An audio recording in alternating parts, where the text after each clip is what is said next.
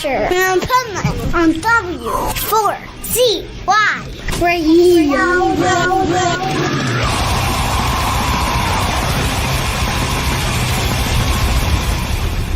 Wake up, America!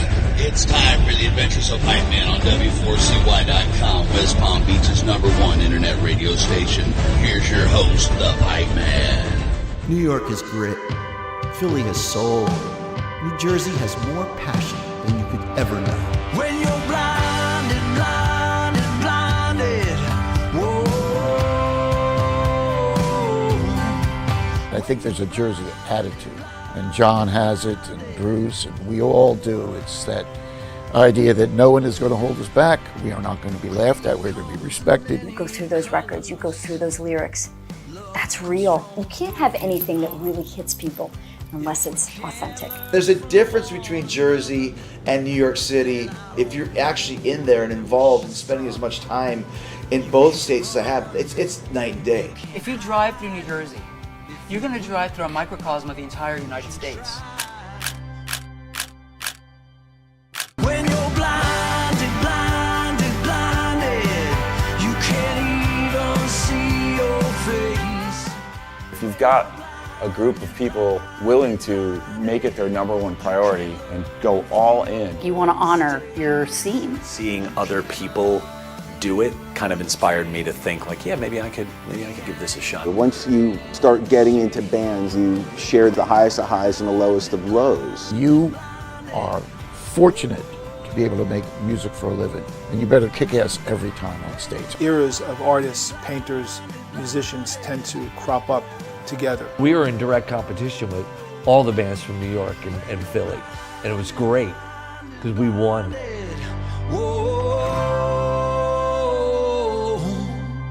It's New Jersey, man. They love their music. This is Pipeman here on the Adventures of Pipeman W4CY Radio, and I'm here with our next guest who, this is a pretty killer interview for me because I'm a Jersey boy from all over Jersey. I'm a total Jersey boy. So we're going to talk about a Jersey sound documentary with Randy Dominguez. So welcome to the show. Thank you, Pipeman. I really appreciate you having me on the show and opportunity to talk about a film that is very close and dear to my heart. Yeah, it's close and dear to my heart. My story is pretty funny because I grew up in Jersey till 1980, and then my dad came in my room and he's like, "Hey, we're moving to California in 3 years." And so it's so funny because that was the exact timing of the start of the 80s metal Sunset Strip scene. So I made it out of Jersey in time to get there to see the first Metallica show ever, only to move back to Jersey to go to Rutgers and find out about the Old Bridge Militia and everybody telling me Metallica was from Jersey. And I kept saying to them, yeah, they're from Jersey after they were from the Bay Area, after they were from LA. It's one of those interesting, ownership things. If you're from the Bay Area, well, this is where they really got their start. But you always have to look at origins. That's really an interesting point because a number of musicians who really either were born or grew up in New Jersey or transitioned to New Jersey and created music here, I think were influenced by the history of the prior musicians and what they brought to the table. Interesting, a number of conversations that I've heard both Bruce and Bon Jovi talk about how certain musicians influence their lives, whether you're talking about Sinatra or you're talking about something more current like Southside Johnny, who's absolutely superb in the film. I think it really gives you a sense of the diversity that's actually here, the music that grew in New Jersey. And that's really what I was hoping to accomplish in getting this film out, is to let people know that New Jersey isn't just about, Bruce or Bon Jovi, who are absolutely marvelous. They're superb. They brought a lot to the music world, not just to New Jersey. I just wanted to accentuate that they're an extension of our history. Yeah, absolutely. And, that's another funny scenario too. Like I was manager of Harrow's on Route 9. So of course that's home area of Bon Jovi. So I knew a lot of people that knew him and went to high school with him and used to see him like at the Wendy's when he would go get lunch and stuff. Hussein lived nearby in Jersey, but now he lives in the same town as my studio in Wellington, Florida, because his daughter's an equestrian and it's a big equestrian area. So where our studio is, the gym that used to be there, that's where he used to hang out and work out and stuff like that. So it's like, they're all from Jersey, but everybody knows them. Again, going back to home, where home is, but Jersey really is home to me. I can say that. I think that really resonates a lot. I have a number of friends that I've developed or become engaged with in Nashville, and a number of them all originated from New Jersey. In fact, Mark Mulch, who's my music supervisor, and in his own right, it's actually really quite a good musician. He resides now in Nashville, but he comes back to New Jersey every so often to sort of visit with his family. And some of the discussions that we've had, including with the likes of Steve Brown from Trickster and others that I've had the great pleasure and opportunity to meet, it really resonates how this is their roots, that's never forgotten. It was interesting in one of the interviews that Steve Brown had, in one of the lines, he talks about how he went to, I think it was LA to do a taping for, one of their records. And while there, what he discovered, and this is in the movie, that there's a completely different frame of mind. He said, and out in California, it's the musicians are, what can you do for me? Whereas in New Jersey, and this actually resonates throughout the movie, it's what each of the musicians can do for each other. One of the very heartwarming stories, and this actually came out a couple of times, is that a particular group might have just finished a set. But if you remember back in the 70s, the club scene, there was a club scene around the corner. And so they would finish their gig, run around the corner or to a couple of blocks to get to the other club just to listen to that other group who was singing, and they would help each other critique or support, whichever the case was, to help them become better. And so that they knew they just weren't there alone. It's interesting during the club scene, you have these masses of young people going onto the clubs, getting drunk, hanging out, partying, which was the whole idea. But it was their love of music, not just to go out and enjoy an evening out of, hanging out, drinking with their buddies and girlfriends, but it was really more about really enjoying the music. That whole vibe created such a momentum. It lasted for a little over 10 years until, of course, they changed they raised the drinking age again. Yeah. Yeah. Just in time for me, I think. Because when I got back to Jersey, like, great. now I have to wait. And, it is interesting. I find it, what you just said about the differences I think is the differences in personalities when you grow up in Jersey opposed to anywhere else. As somebody that moved to LA to start high school, like what a culture shock that was. I think I would have had less culture shock moving to Europe. It was so different. And that Sunset Strip scene, it was like what all about me, the typical LA scene, whereas Jersey people,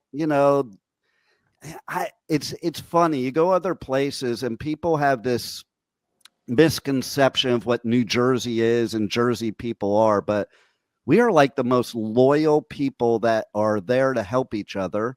Yes, sarcasm is our second language, but we also understand each other with that.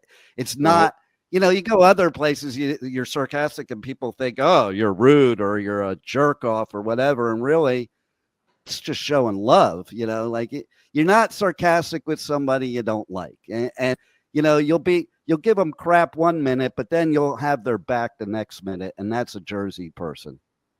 Yeah. I think it's interesting. I can encapsulate it with one of the interviews, and this actually became our team's mantra.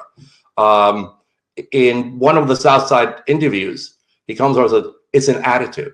And and I think we wanted to exploit that a little, because even my narrator, Mike Greenblatt, who I thought did an awesome job, he also scripted the narration, and who's a huge music. He's an editor. He worked for the Aquarium magazine back during that time. He was actually at, excuse me, he was actually at Woodstock when he was 18 years old. He wrote a book about that. So he's got an amazing breadth of experience that he brought to this. And he really kind of brought it into how we were the sort of the middle child between Pennsylvania, New York, or Philadelphia, New York City, and how we ourselves stand out on our own 2 feet. But in a way that it sort of implies it, we complemented each other.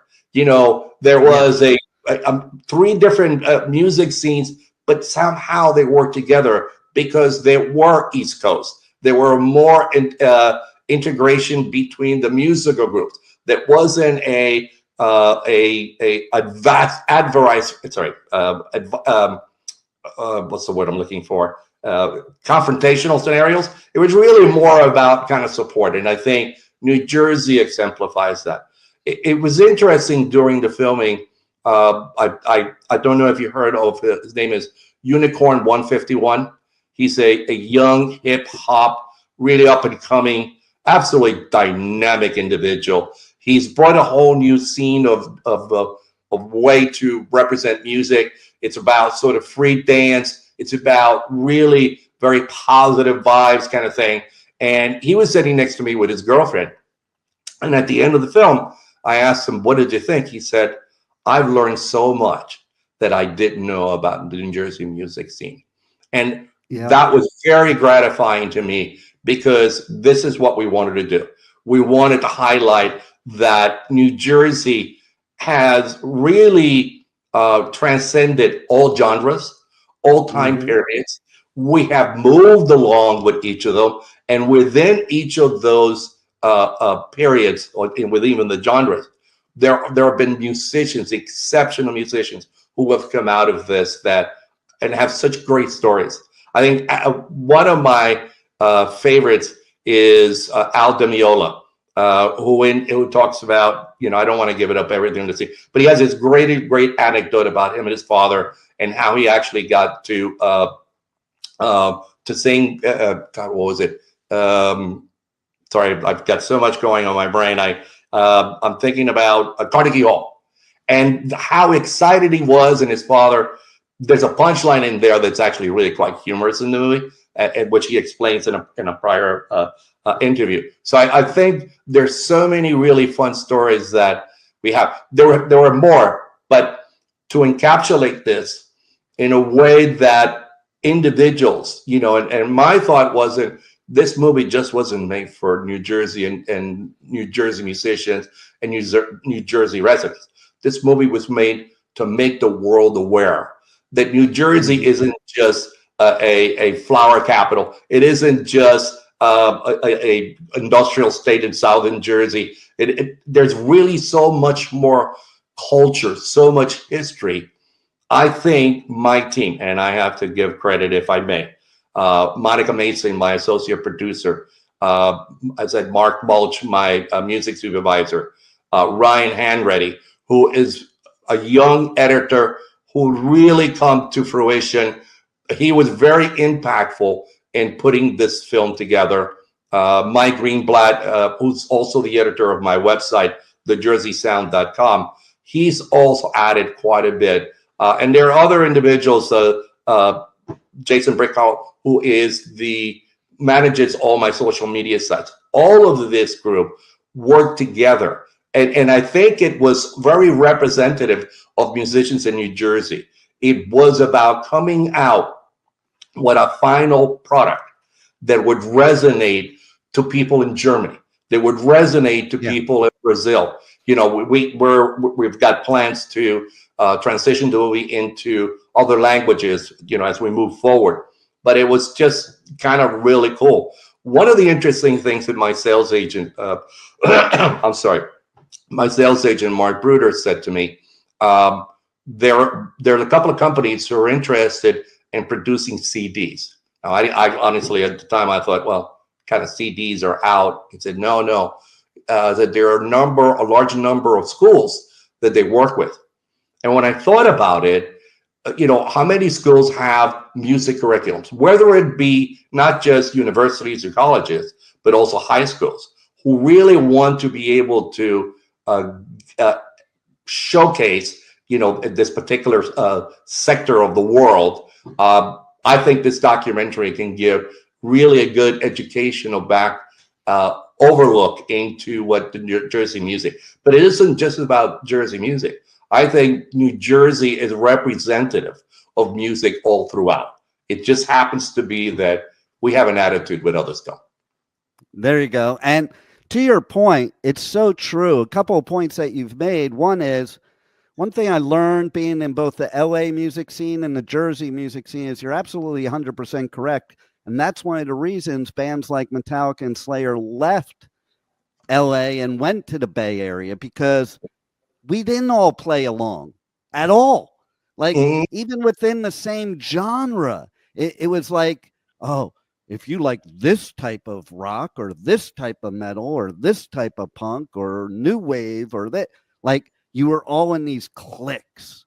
Whereas I didn't find that in Jersey. Like, yeah, we banded together if you were a certain genre, but you were also supportive of other genres, liked other genres. And, it is representative of music as a whole. And then to your point of New Jersey, like, you go to the rest of the country or even the rest of the world, and they lump New Jersey together with Philly and New York. Like, we're all one people, one area. And if you're from there, you realize there's similarities, but we're vastly different, and, so I'm glad that you're bringing out this documentary, not just because of music, but to show the world what Jersey really is all about. And even if you step outside of music, like I've always talked about, and I saw this in the press release for the documentary, is like, if you wanted to visit every part of the United States, all you have to do is be in Jersey. In that small little state, we have every geography and every makeup that is all over the U.S. I think you're right. One of the interesting facts that I learned early on is that there are more musicians per capita in the state of New Jersey than in any other state in the country.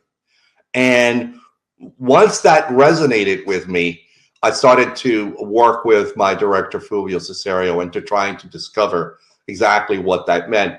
And as we progressed and started to realize the breadth and scope, I mean, one of the things I didn't get an opportunity to highlight as much here as I wanted to is the Lili Palani Indians, who migrated here from South Carolina and created a whole really cultural group. In fact, where I live in Bergen County in northern New Jersey, there is actually a whole area that's really resonates quite a bit. They have schools and things that really there's a history behind that.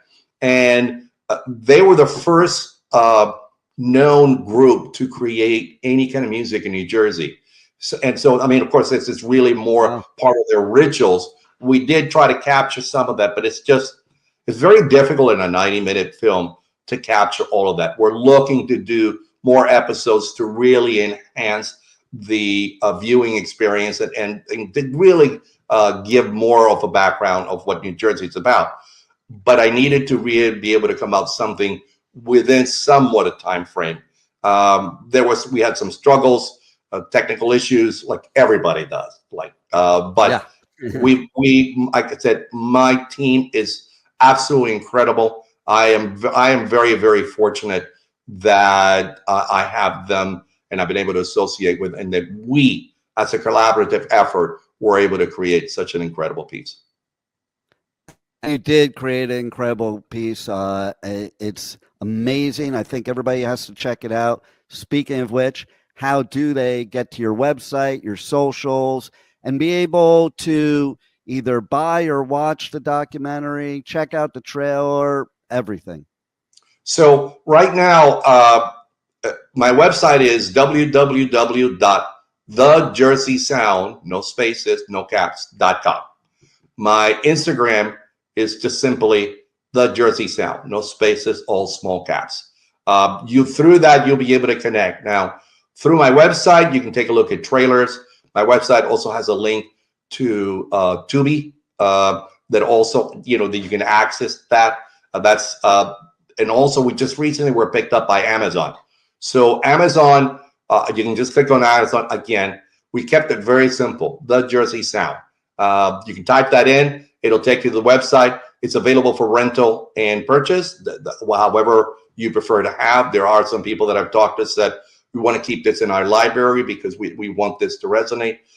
Interesting enough, I've asked a number of friends with kids, ages from 7 to 17, and I said, I'd love to hear their feedback.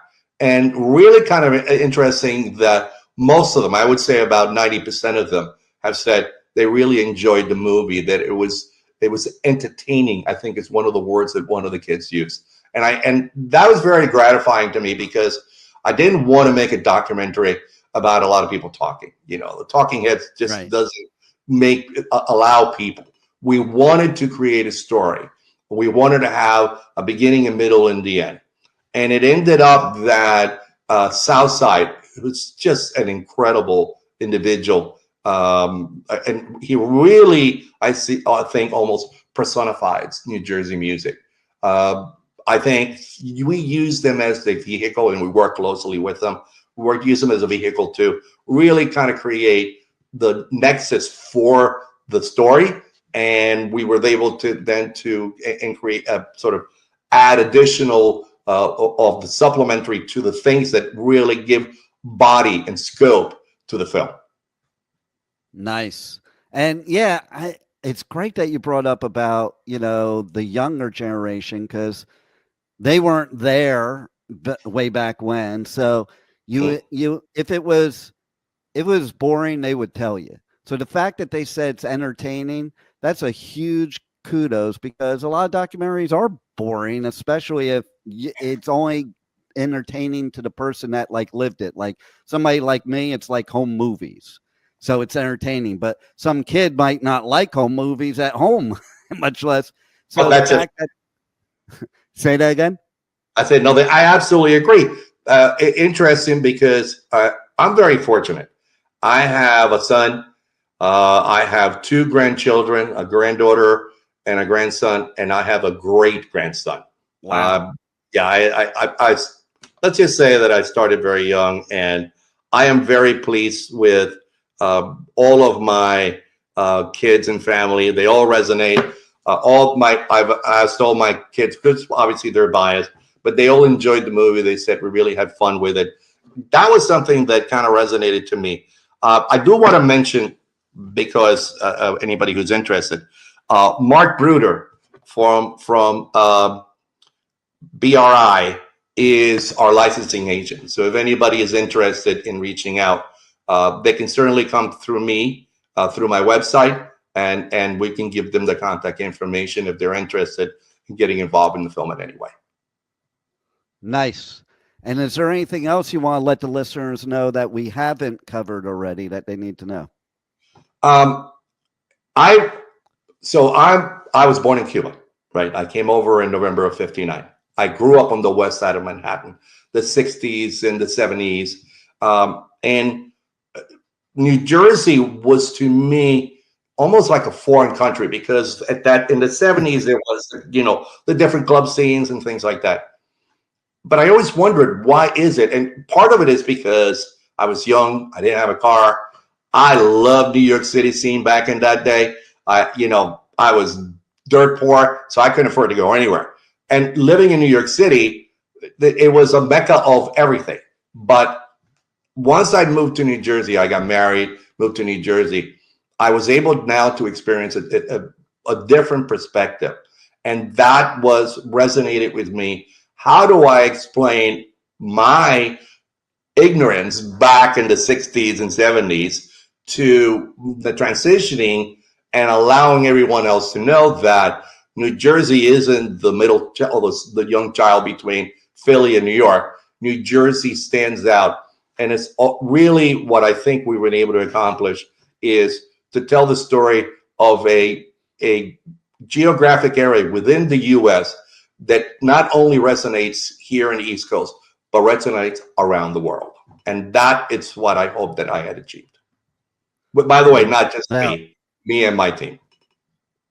That's right. And no doubt. And I'm thankful for you doing that, because you know how many times throughout the years I've tried to explain to people, or they're like, you know, or there's people that go to different places and they're from Jersey and they claim New York instead of Jersey, you know, because they're embarrassed to say Jersey or whatever. And I always say to people, listen, New Jersey is not Newark Airport, okay? Everybody thinks that's what New Jersey is, okay? And even, okay, you take a place like Asbury. Like, I lived on the other side of Deal Lake from Asbury in Ocean Town. And when I lived there, you didn't really cross the other side of the lake. But when I was a kid who grew up in North Jersey, you know, you went to Asbury Park as a kid. It was like one of my favorite memories. And now, once again, Asbury is a destination, you know, because they renovated it. But how many people would know that? They may think of the Asbury of old and stuff like that. And I think people really need to watch this documentary, visit Jersey, and they'll get a whole different thing. Because you're right. I was born in New York, grew up in Jersey, and I'm the type of person that I love New York City to go to. Right. And I love Jersey to live in. I agree completely. I think that really sets it in a nutshell. In fact, a lot of people during, unfortunately, COVID moved out of New York into New Jersey because they wanted a little safety of not having as many people around. And that was really a crazy period. Fortunately, we moved on from there. But I think what is shown is that New Jersey has a lot more to offer than just simply a safe haven or more of a rural. New Jersey really is more of a cosmopolitan state that most people don't really understand. Whether you have Hoboken, Asbury Park, there's so many other places that really resonate with not just music, but with cultural identity. So some of the towns have a lot of historical significance. I think that really adds to the flavor of the state and why there are actually a lot of people that really want to come and visit. And I find that, you know, anybody I've ever met that's from Jersey, you know, basically has a love of New Jersey, the pride of it and all that, more than any other area in the United States, I think. It's like, it's just a thing that we're so proud of.